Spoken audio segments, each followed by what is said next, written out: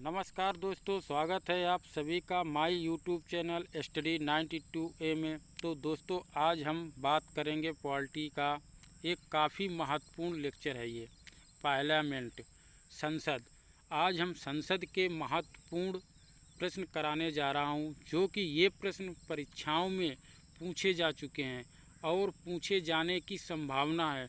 तो चलते हैं दोस्तों प्रश्न की ओर, देखते हैं कि प्रश्न नंबर 1 क्या है कि अखिल भारतीय महासंघ स्थापित करने का प्रावधान शामिल किया गया था। तो क्या है दोस्तों, अखिल भारतीय महासंघ स्थापित करने का प्रावधान शामिल किया गया था। तो किसमें? भारत सरकार अधिनियम 1935। अगला प्रश्न है दोस्तों, भारत को वर्ष 1947 में सार्वभौम सत्ता सौंपने की योजना निम्न में से किस नाम से जानी जाती है? तो किस नाम से जानी जाती है दोस्तों? माउंटबेटन योजना। कौन सी है दोस्तों? माउंटबेटन योजना। अगला प्रश्न है दोस्तों, भारत का संविधान लागू होने तक स्वतंत्रता के पश्चात इसका शासन किसके अंतर्गत चलाया गया था? तो किसके अंतर्गत चलाया गया था दोस्तों? 1935 के भारत सरकार अधिनियम के अनुसार। किसके अनुसार दोस्तों? 1935 के भारत सरकार अधिनियम के अनुसार। अगला प्रश्न है दोस्तों, कैबिनेट मिशन योजना के विषय में कौन सा सही नहीं है? कौन सा सही नहीं है? वो कौन सा है दोस्तों? पाकिस्तान की स्वीकृति सही नहीं है। कौन सा है दोस्तों? पाकिस्तान की स्वीकृति। अगला प्रश्न देखते हैं कि 1946 का कैबिनेट मिशन 3 मंत्रियों में गठित था।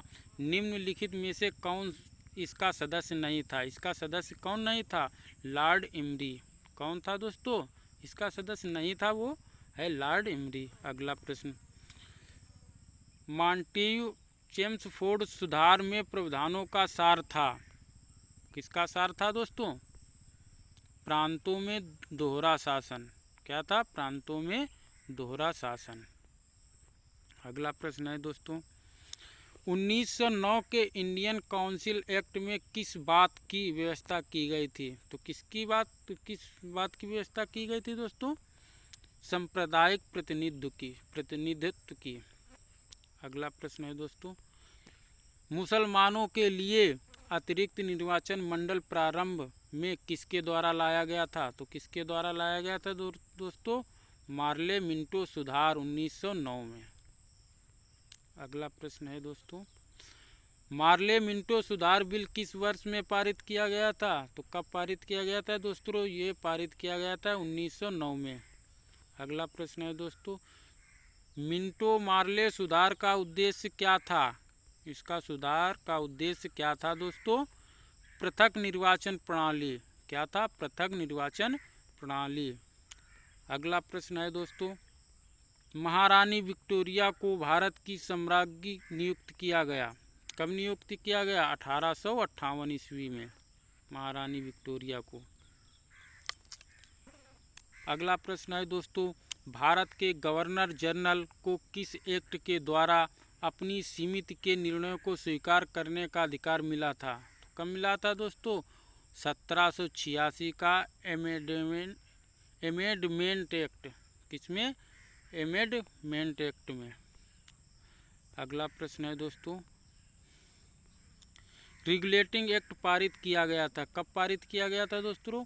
1773 ईस्वी में। कब? 1773 ईस्वी में। अगला प्रश्न है दोस्तों, निम्नलिखित में से किस अधिनियम द्वारा भारत के गवर्नर जनरल को अध्यादेश जारी करने की शक्ति प्रदान की गई थी? तो कौन सा था अधिनियम? भारतीय परिषद अधिनियम 1861। अगला प्रश्न है दोस्तों, डॉक्टर भीमराव अंबेडकर और महात्मा गांधी के मध्य सन 1932 ईस्वी में हस्ताक्षरित पूना समझौते में प्रावधान था। क्या प्रावधान था दोस्तों? तो ये प्रावधान था निम्न वर्ग के लिए आरक्षण सहित संयुक्त निर्वाचन क्षेत्र का। किसका था? निम्न वर्ग के लिए आरक्षण सहित संयुक्त निर्वाचन क्षेत्र का था दोस्तों। अगला प्रश्न है साथियों, अगला प्रश्न क्या है कि निम्न में से किस अधिनियम ने केंद्र में द्वैत शासन प्रणाली को स्थापित किया था? किसने द्वैत शासन प्रणाली को स्थापित किया था? वो था भारत शासन अधिनियम 1935। अगला प्रश्न है दोस्तों, संघीय प्रणाली का पहला प्रयास भारत सरकार अधिनियम किसके द्वारा किया गया था? तो किसके द्वारा किया गया था दोस्तों? 1935। अगला प्रश्न है दोस्तों, किस अधिनियम की प्रमुख विशेषता प्रांतीय स्वायत्तता थी? तो क्या थी? 1935। अगला प्रश्न है दोस्तों, भारत में सचिव का पद किसके द्वारा निर्मित किया गया था? किसके द्वारा निर्मित किया गया था? भारत सरकार अधिनियम 1858। अगला प्रश्न है, भारत में सचिव का पद किसके द्वारा निर्मित किया गया था? किसके द्वारा निर्मित किया गया था दोस्तों? ये किया गया था भारत सरकार अधिनियम 1858 के। अगला प्रश्न है दोस्तों कि 1922 ईस्वी में निम्नलिखित में से किसके द्वारा उद्गार व्यक्त किया गया कि भारतीय संविधान भारतीयों की इच्छा अनुसार होगा? तो किसके द्वारा? महात्मा गांधी। अगला प्रश्न है दोस्तों कि 1924 ईस्वी में किसके द्वारा ब्रिटिश सरकार से यह मांग की गई कि भारतीय संविधान के निर्णय के लिए संविधान सभा का गठन किया जाए? तो किसके द्वारा की गई थी? मोतीलाल नेहरू के द्वारा। अगला प्रश्न है दोस्तों, संविधान सभा के विचार का औपचारिक रूप से प्रतिपादन किसके द्वारा किया गया था? तो किसके द्वारा किया गया था दोस्तों? एम.एन. राय के द्वारा। किसके द्वारा? एम.एन. राय के द्वारा। अगला प्रश्न है दोस्तों, संविधान सभा को किसने मूर्त रूप प्रदान किया गया था? संविधान सभा को किसने मूर्त रूप प्रदान किया था? वो थे जवाहरलाल नेहरू, पंडित जवाहरलाल नेहरू। अगला प्रश्न है दोस्तों कि कांग्रेस ने किस वर्ष किसी प्रकार के बाह्य हस्तक्षेप के बिना भारतीय जनता द्वारा संविधान के निर्माण की मांग को लेकर प्रस्ताव पारित किया था? कब प्रस्ताव पारित किया गया था दोस्तों? 1936 ईस्वी में। अगला प्रश्न है दोस्तों, 1938 में किस व्यक्ति ने वयस्क मताधिकार के आधार पर संविधान सभा के गठन की मांग की थी? किसने मांग की थी संविधान सभा के गठन की? वो थे पंडित जवाहरलाल नेहरू। अगला प्रश्न है साथियों कि वर्ष 1942 में किस योजना के तहत यह स्वीकार किया गया कि भारत में एक निर्वाचन संविधान सभा का गठन होगा जो युद्धोपरांत संविधान का निर्माण करेगा? कौन करेगा? क्रिप्स योजना। कौन सी योजना करेगी? क्रिप्स योजना। अगला प्रश्न है दोस्तों कि संविधान सभा के गठन की मांग सर्वप्रथम 1895 में किसके द्वारा प्रस्तुत की गई थी? तो किसके द्वारा प्रस्तुत की गई थी दोस्तों? वो हैं बाल गंगाधर तिलक। अगला प्रश्न है दोस्तों, भारत की संविधान सभा गठित करने का आधार क्या था? जो है भारत की संविधान सभा गठित करने का आधार क्या था? वो था कैबिनेट मिशन प्लान 1946। अगला प्रश्न है दोस्तों, भारत की संविधान सभा किसके अनुसार गठित की गई? भारत की जो संविधान सभा है वो किसके अनुसार गठित की गई? वो गठित की गई थी कैबिनेट मिशन योजना के तहत। अगला प्रश्न है दोस्तों कि सन 1936 में भारतीय राष्ट्रीय कांग्रेस द्वारा संविधान सभा के गठन की मांग कहां पर हुए अधिवेशन में रखी गई थी? कहां पर हुए अधिवेशन में रखी गई थी? तो ये है इसका उत्तर है फैजपुर के अधिवेशन में। अगला प्रश्न है दोस्तों, कैबिनेट मिशन योजना के अनुसार संविधान सभा में कुल कितने सदस्य होने थे? कितने सदस्य होने थे?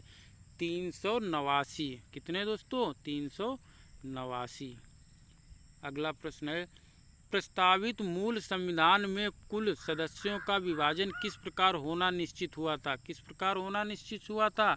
तो मुख्य कमिश्नरी क्षेत्र के 4 प्रतिनिधि, ब्रिटिश प्रांतों के 292 प्रतिनिधि, देशी रियासतों के 93 प्रतिनिधि, तो उपयुक्त सभी।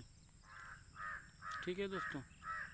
अगला प्रश्न देखते हैं, संविधान सभा के विभिन्न प्रांतों के लिए 292 सदस्यों का निर्वाचन होना था, इनमें से कांग्रेस के कितने प्रतिनिधि निर्वाचित होकर आए थे? कितने आए थे? 208 आए थे निर्वाचित होकर।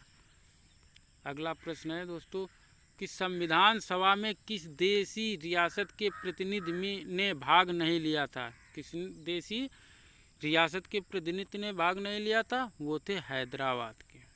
कहाँ के दोस्तों? हैदराबाद। अगला प्रश्न है डॉक्टर BR अम्बेडकर का संविधान सभा में निर्वाचन हुआ था। जो डॉक्टर भीमराव अम्बेडकर से का संविधान सभा में निर्वाचन हुआ था, वो कहाँ हुआ था? पश्चिम बंगाल से।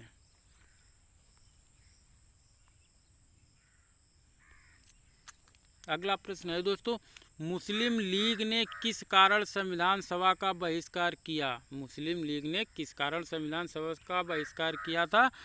तो दोस्तों इसका उत्तर है मुस्लिम लीग मुस्लिमों के लिए एक अलग संविधान सभा चाहता था। क्या चाहता था? मुस्लिम लीग जो है मुस्लिमों के लिए एक अलग संविधान सभा चाहता था। अगला प्रश्न है कि संविधान सभा का चुनाव निम्न में से किस आधार पर हुआ? संविधान सभा का जो चुनाव है वो किस आधार पर हुआ? वो हुआ था वर्गीय मताधिकार।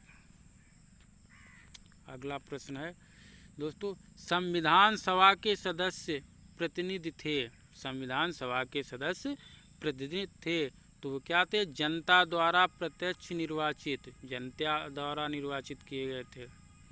अगला प्रश्न है भारतीय संविधान को किसने बनाया? भारतीय संविधान को किसने बनाया?